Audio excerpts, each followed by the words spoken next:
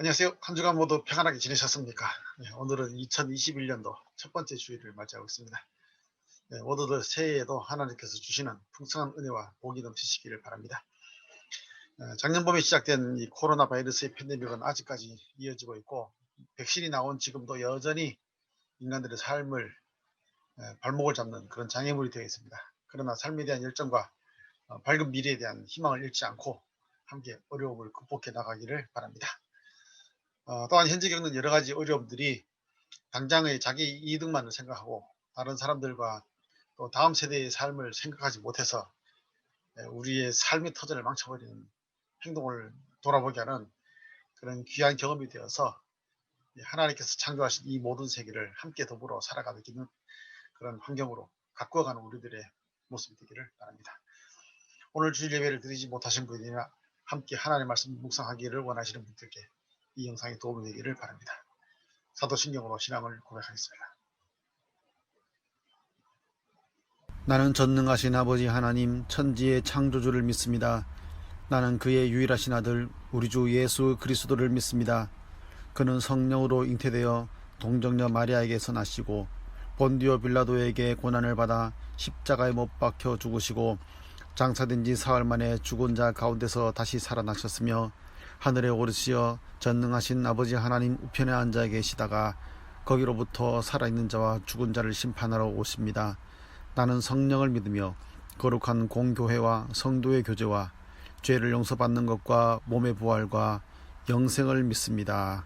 아멘. 오늘 함께 나눌 하나님의 말씀은 마태복음 10장 34절에서 39절입니다. 너희는 내가 세상에 평화를 주려고 온 줄로 생각하지 말아라. 평화가 아니라 칼을 주려고 왔다. 나는 사람이 자기 아버지와 맞서게 하고 딸이 자기 어머니와 맞서게 하고 며느리가 자기 시어머니와 맞서게 하려고 왔다. 사람의 원수가 자기 집안 식구일 것이다. 나보다 아버지나 어머니를 더 사랑하는 사람은 내게 적합하지 않고 나보다 아들이나 딸을 더 사랑하는 사람도 내게 적합하지 않다. 또 자기 십자가를 지고 나를 따르지 않는 사람도 내게 적합하지 않다.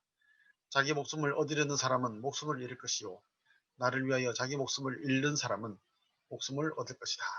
아멘. 네, 오늘의 제목은 평화가 아니라 칼을 주려고 왔다입니다. 오늘 읽은 이 성경의 말씀은 사실 이해하기가 쉽지 않은 부분입니다. 예수님께서 내가 세상에 평화를 주려고 온 줄로 생각하지 말아라. 평화가 아니라 칼을 주려고 왔다. 이렇게 말씀하시는데 보통은 이 평화를 세상과의 타협이라고 보면서 복음은 이런 타협을 하는 것이 아니라 가족 간이라도 이렇게 불화를 일으킬 수 있고 또 기독교와 일반 사회와 문화와 타협할 수 없는 그런 충돌 이런 것을 일으키고 적대적인 관계까지도 나타내는 것으로 보기도 하고 있습니다.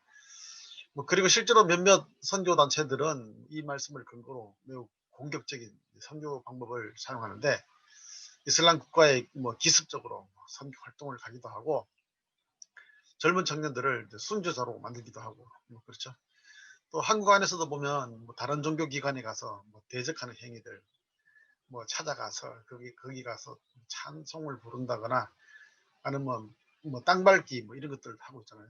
그런 행위들을 하는 것도 볼 수 있습니다. 이러한 해석이 성경 주석이나 일반적인 관념에서도 널리 받아들이고 있어서 예수님의 복음이 인간 사회, 인간 관계에 불화를 일으키고 심지어 이 국가 간의 민족 간의 전쟁도 일으킬 수 있는 것처럼 여겨지기도 하는 것입니다. 실제로 역사적으로 많은 전쟁들이 기독교와 관련된 그런 종교 전쟁이었다는 걸 볼 수 있습니다. 성경의 다른 부분에서는 또 평화를 이야기하고 정죄하지 말아야 한다고 이야기하고 있고요. 용서해야 한다. 또 원수를 위하여 기도해야 한다. 악한 자를 대적하지 말아라. 오른편 뺨을 치거든 왼편 뺨도 돌려대라. 또 산상수훈 팔복에서도 화평하게 하는 자는 복이 있나니 그들이 하나님의 아들이라 일컬음을 받을 것이며 이렇게 등등 이런 말씀들이 있는데 이런 말씀들이 평화가 아니라 칼을 주려고 왔다 하는 이 말씀과 이게 상충되는 것 같아서 사실상 이제 혼란에 빠지게 되기도 하는 것입니다. 실제 삶의 모습에서 보면은 평화가 아니라 칼을 주려고 왔다 하는 말씀이 화평하게 하는 자는 복이 있나니라는 말씀보다 사람들에게 더 영향력이 큰 것 같다는 생각도 듭니다. 겉으로 볼 때 칼이라고 표현되는 것 그것이 아무래도 평화보다는 힘이 있어 보이고 또 유능해 보이고 또 억울한 마음을 해결하는 것 같고 또 한편으로는 이게 인간의 본능적인 그런 공격성을 이제 충족시켜 주는 것이라고 생각이 됩니다. 작년에 한국이나 미국에서 코로나 바이러스의 확산에 크게 영향을 끼친 곳으로 이제 자주 언급된 곳이 종교단체들이었잖아요. 뭐 한국에서는 이제 신천지부터 시작해서 또 그다음에 뭐 사랑제일교회 나오고 또 요즘에 또 이렇게 울산의 인터콥이 자꾸 언급되고 있습니다. 이런 많은 확진자와 연관이 있었고요. 또 미국에서도 마찬가지입니다. 교회들이 자주 언급되었는데 역시나 이제 교회에서는 모여서 하는 대면 예배를 포기할 수 없다 하는 그런 것 때문에 자꾸 이제 모여서 있기 때문에 바이러스가 확산되는 경우가 있었잖아요.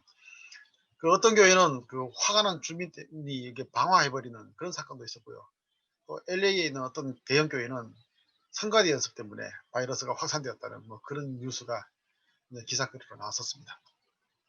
물론 다른 종교도 종종 바이러스의 확산지로 언급되기는 합니다.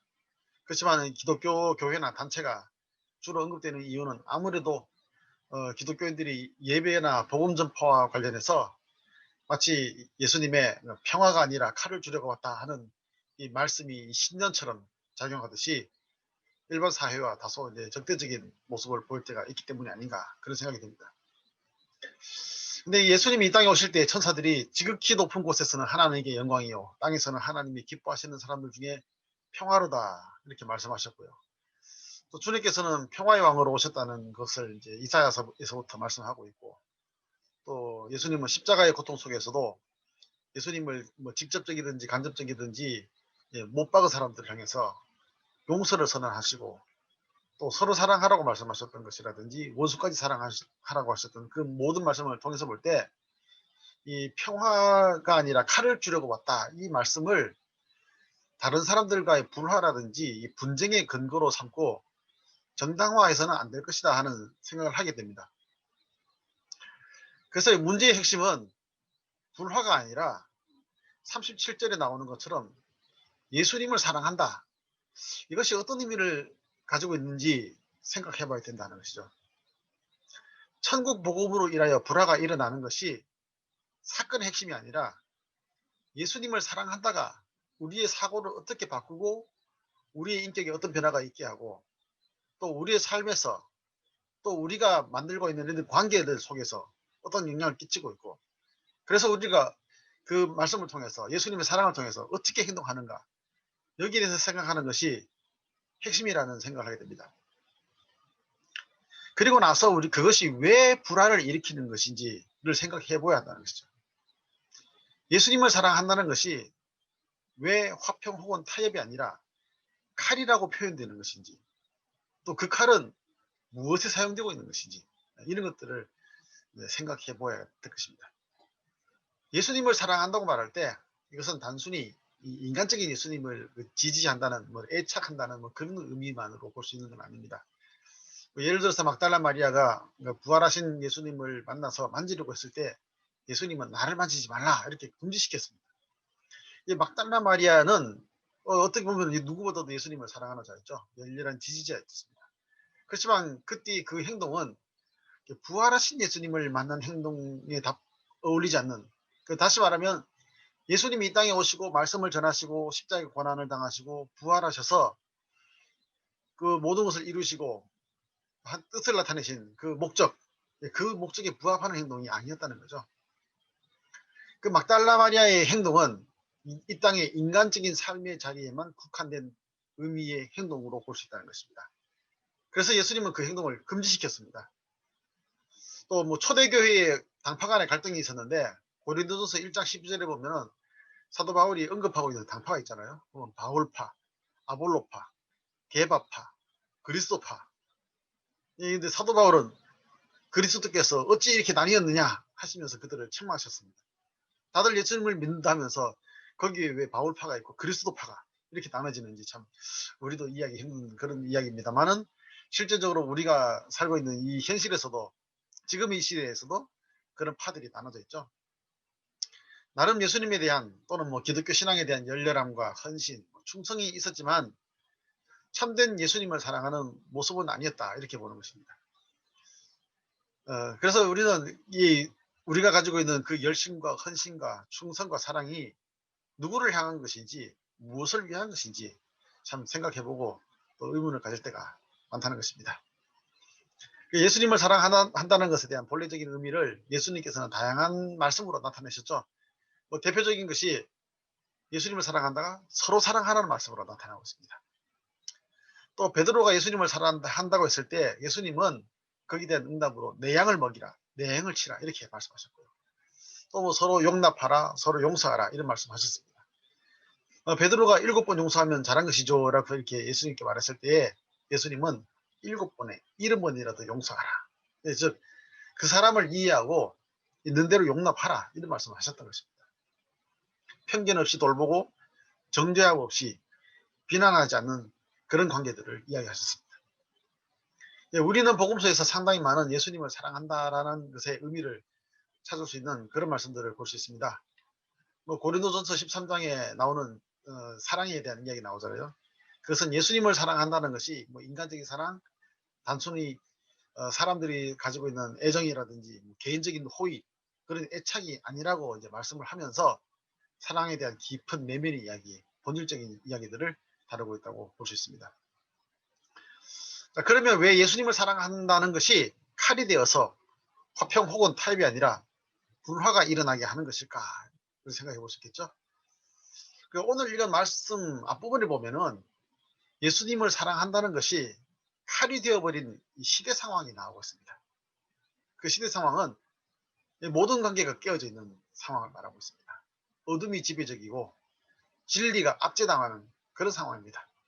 다시 말하면 인간의 내면에 있는 그 내적 관계들이 다 파괴되어서 정상적이지 않다는 것입니다. 그런 상황에서 화평을 이루고 타협을 이루고 있다는 것은 당연히 비정상적이고 건강하지 못한 그리고 전혀 영적이지 않은 그런 삶의 모습을 이야기하고 있습니다.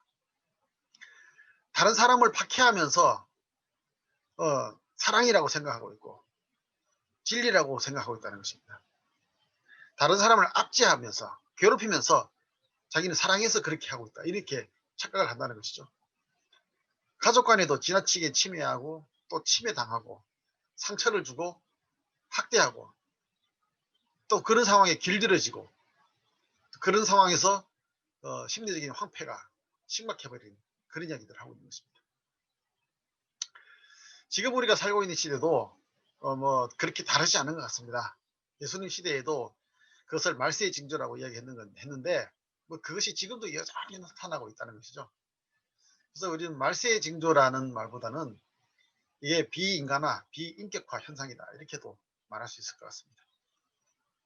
성차별, 인종차별, 계층 갈등뿐 아니라 아동학대, 가정폭력 뭐 이런 것들이 자본주의나 뭐 집단주의 이런 것들과 결합해서 많은 문제들을 일으키고 있죠. 근데 이 문제들이 상당히 이제 보편화되고 있고 만성적이라는 것이 문제입니다. 그러니까 이런 상황에서 진리에 대해서 인격적인 관계에 대해서 또 평등에 대해서 말하는 것이라든지 정의에 대해서 부르짖는 이런 것들이 화평이 아니라 칼이 될 수밖에 없다는 것입니다. 사회적으로 이슈가 되고 되고 있는 이죠. 미투 운동도 보시면 그렇습니다. 누군가에 의해 불평등한 비인격적인 착취적이고 박해적인 관계가 형성되어 있어서 그것에 대해서 드러내고 공식적으로 항의를 했는데 그것은 화평을 이룬다든지 뭐 평화롭고 아름답게 전개되지 않고 상당히 불편하게 진행되고 있잖아요. 어쩌면은 그렇게 하고 있는 당사자들 입장에서는 참 죽을 만큼 고통스러운 과정일 수도 있다는 것입니다. 그렇지만 그런 문제들을 잘라내야 된다는 거죠. 그래야만이 올바른 관계가 형성될 수 있는 가능성이 생긴다는 것입니다. 예수님을 사랑한다는 것의 참된 의미는 그런 인간적인 사랑과 구별이 됩니다. 물론 인간적인 사랑이 다 잘못되었다는 뜻은 아닙니다. 근데 그 중에서도 내가 좋은 것이라고 규정하는 것만을 좋아하고 사랑하는 것에 대한 것이죠. 내가 좋은 대상이라고 여기는 것만 사랑하는 것은 또 반대쪽으로 내가 나쁜 대상이라고 여기는 것을 뚜렷하게 구별해서 미워한다는 그런 이야기가 됩니다. 어쩌면 그것이 자신의 모습 중에 하나일 수도 있는데 사람들은 그렇게 하고 있다는 거죠. 그래서 그것을 가까운 가족이나 또는 이웃이나 그 다른 대상들에게 투사해서 미워하고 공격하고 있는 것입니다. 오늘 읽은 말씀에 나오는 그런 대적하고 있는 관계들을 보면은 뭐 투사적 관계에 대한 표현이라고 생각도 되어집니다. 사람이 자기 아버지를 이렇게 된 표현 속에서 이 사람은 아들을 의미하고 있습니다. 아들이 자기 아버지를, 그 다음은 딸이 어머니를, 며느리가 시어머니를, 이렇게 투사적 관계로 얽혀 있는 그런 것들이죠. 예수님 말씀에 나타나는 병리적인 이 시대 상황 속에서는 이들 관계는 전혀 건강하지 않게 얽혀 있습니다. 너와 내가 구별이 없이 그냥 막 뒤엉켜 있는데 그 속에서는 나에게 순응하지 않으면 너는 완전히 무시되고 버림받는다. 이런 정서가 지배적인 그런 관계를 나타내고 있습니다. 이러한 관계는 가족 관계를 넘어서서 다른 사회적 관계에서도 공격적이고 파괴적으로 나타나게 되고 있다는 것입니다. 그래서 예수님을 사랑한다는 참된 의미는 바로 이런 비정상적이고 병리적으로 얽혀있는 이런 관계를 개별적인 인격으로 성장하게 한다는 것이죠. 서로를 존중하고 인격을 통합하고 그래서 더욱더 성숙한 관계로 건강한 관계로 변화되게 하는 것입니다. 37절 말씀에 나보다 아버지나 어머니를 더 사랑하는 사람은 내게 적합하지 않고 나보다 아들이나 딸을 더 사랑하는 사람도 내게 적합하지 않다를 저는 이렇게도 볼 수 있다고 생각합니다. 사람은 늘 익숙한 관계로 돌아가려는 경향이 있다는 것이죠. 앞에서 말한 대로 병리적이고 비정상적인 관계가 형성되어 있는데도 불구하고 또 예수님의 사랑에 대해서도 들었음에도 불구하고 그냥 원래 그 병리적인 관계로 돌아가려는 경향이 있다는 것입니다. 익숙한 관계로 돌아가는 것입니다. 그리고 병든 상태에 있는 것을 그냥 평안하게 지내는 것이라고 잘못된 생각을 하게 된다는 것이죠. 그래서 인격 성장이라는 것, 이런 얽혀있는 관계에서 개별화를 이루는 것, 자신의 인격을 통합적으로 경험하는 것, 또 영성에 대해서 영적으로 성장하는 것, 이 모든 것이 오늘 예수님께서 말씀하신 그 자기 십자가라고 생각됩니다.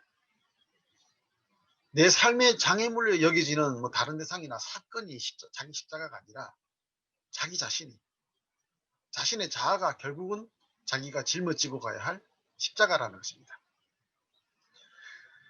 결국 예수님께서 주신 칼이라는 것은 그냥 파괴와 분열을 일으키는 칼이 아니라 결론적으로 치료와 변화의 칼이라는 것입니다.